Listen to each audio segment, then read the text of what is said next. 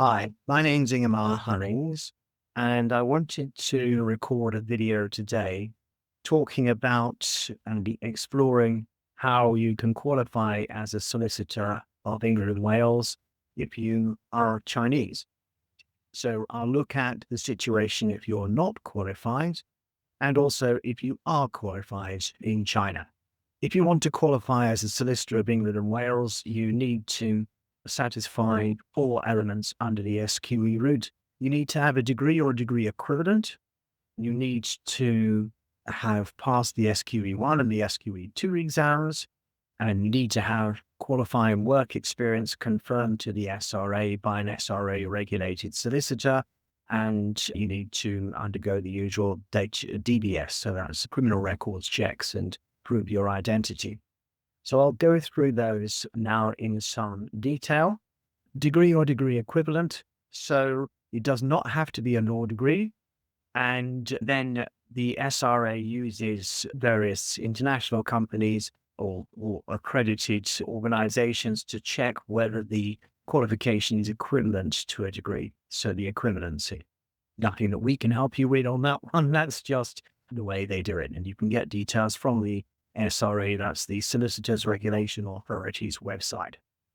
The exams. I'll come back to the exams in a moment, but there's the SQE1 and the SQE2. The SQE1 exam is a series of multiple choice questions testing your legal knowledge. The SQE2 tests your knowledge, but it also tests the application of your knowledge. So they're looking at you as if you were newly qualified to see if you were a safe pair of hands for them to license to practice. Qualifying work experience, I'll talk some more about that in a moment, but everyone has to have a minimum of 2 years full-time equivalent qualifying work experience to be confirmed to the SRA or signed off to the SRA by an SRA regulated solicitor or a COL. That is in an English SRA regulated law firm, the Compliance Officer Legal Practice. Probably unlikely to be relevant to someone from China, but I just mentioned that for completeness sake. Obviously, I'll talk about exemptions in just a moment. The DBS or criminal records check, for someone in China, they're going to require you to get that verified in China. So unless you're now in the UK, then it's a DBS check. I won't go into that in any great detail because it's not something that I have particular knowledge on, as we don't really help with the DBS checks. Now then, if you are not yet qualified in any jurisdiction, but let's focus on China, then most likely have to sit and pass both the SQE1 and the SQE2 exams. If you're not qualified, or indeed if you are qualified, it's possible for you to apply for an exemption from the SQE1 exam if you, by chance, have sat and passed the exam from the old route to qualify the LPC. That's about the only way you're going to get an exemption from the SQE1 exam. If you are not qualified as a lawyer in any jurisdiction, you cannot apply for exemption from the SQE2. I'll come on to SQE2 exemptions in a moment. If you are not qualified as a lawyer in any jurisdiction, then you will need to have 2 years full-time equivalent qualifying work experience confirmed or signed off to the SRA, as I said, by an SRA regulated solicitor or a COP. Now, 2 years full-time equivalent, the SRA doesn't define what full-time is, so that's going to be down to the judgment of the confirming solicitor.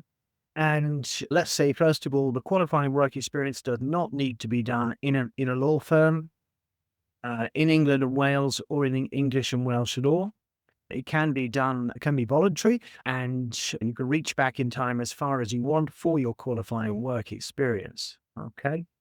You can also use an external solicitor to do the confirmation, and that's a service that I and my firm, Hunnings Consultancy, HCL, provides. We've done this at the time of recording this video for over 150 people from all over the world, including some Chinese people.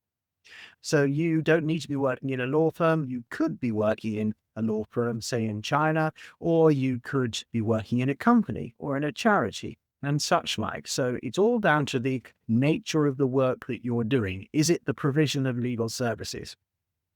And I usually offer a free, no obligation Zoom call to talk through and explore whether the work you've been doing is qualifying work experience in my judgment.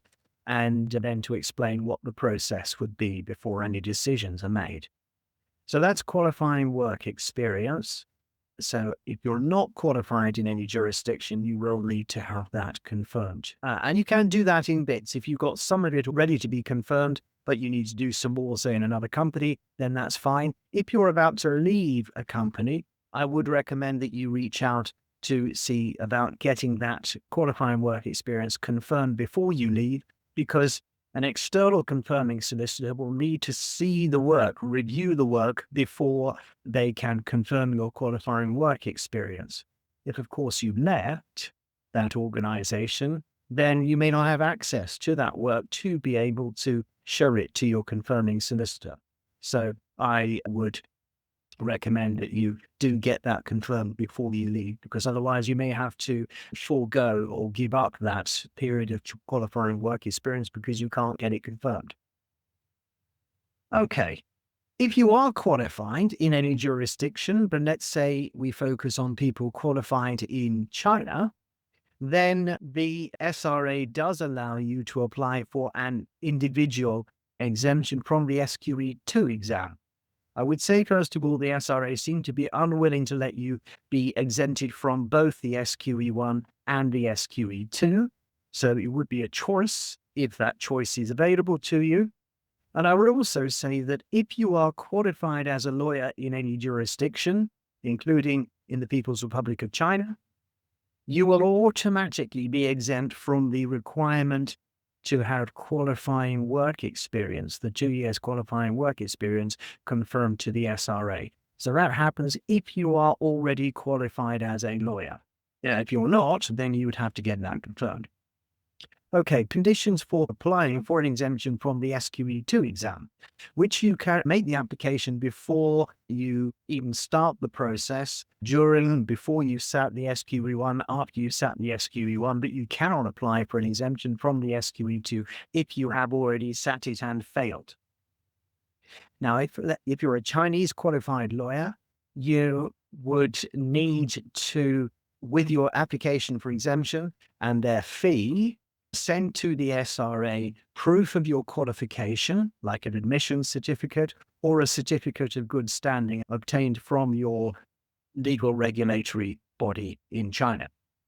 Also, you would need to prove 12 months post-qualification legal work experience, which is done by obtaining a letter from the person who directly supervised your work in that period. And if it was two periods, it took, let's say, 6 months in one company, 6 months in another company, then you would need to submit a letter of reference from the person who directly supervised your work in both of those companies to make up the 12 months in that example. Okay. Also, with that application, you would need to submit proof of your referee's qualification. So if they're a lawyer, then proof of their admission, that's their admission certificate. If they're not a lawyer, that's okay, but you need to explain in the letter of reference, which I presume you'll draft for them, how they were suitable to supervise your work. Now, this might be the case in a company where you're providing the legal services for the company, and then maybe you have someone above you who's not a lawyer, maybe even the CEO or something like that.